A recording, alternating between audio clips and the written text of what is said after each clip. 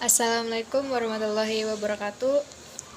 Sebelum mulai, perkenalkan nama saya Putri Rosdiansah dari 11 MIPA 7. Di sini saya akan membacakan resum prinsip dan praktik ekonomi dalam Islam. Yang pertama, muamalah. Muamalah adalah tukar menukar barang atau sesuatu yang memberi manfaat. Jenisnya adalah jual beli.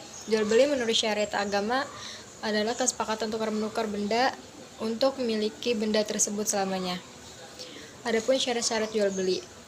Yang pertama, mukhtar, suka sama suka. Yang kedua, tidak pemboros. Yang ketiga, akil atau berakal. Yang keempat, tamyiz atau balik. Jual beli yang dilarang. Yang pertama, jual beli najasi. Yang kedua, jual beli barang haram dan najis. Yang ketiga, jual beli gharar. Yang keempat, jual beli dua bentuk dalam satu akad. Selanjutnya ada riba. Riba adalah tukar menukar suatu barang dalam keadaan tidak jelas atau ketika akad berlangsung. Yang ketiga, utang piutang. Utang piutang adalah menyerahkan harta kepada seseorang dengan catatan akan dikembalikan pada waktu kemudian. Yang keempat, sewa menyewa. Sewa menyewa artinya imbalan yang harus diterima oleh seseorang atau jasa yang diberikannya.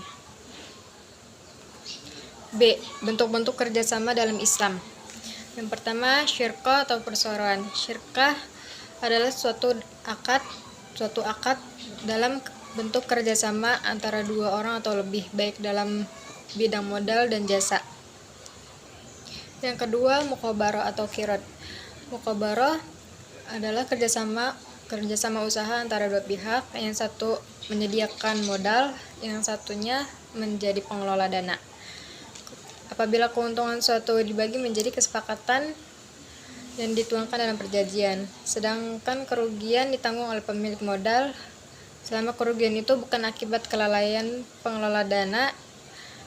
Kerugian itu terjadi akibat kelalaian pengelola, maka pengelola yang harus bertanggung jawab atas hal itu.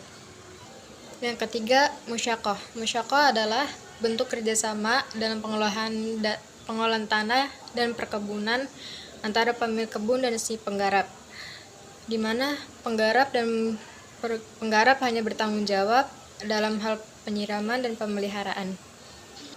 Yang keempat, muzara'ah.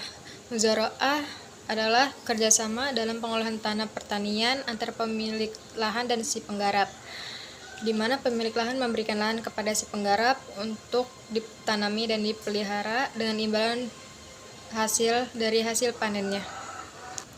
Yang terakhir ada muqabarah. Muqabarah adalah di mana benihnya dari si penggarap, sedangkan pada muzara'ah benihnya dari pemilik tanah. Sekian dari saya, Assalamualaikum warahmatullahi wabarakatuh.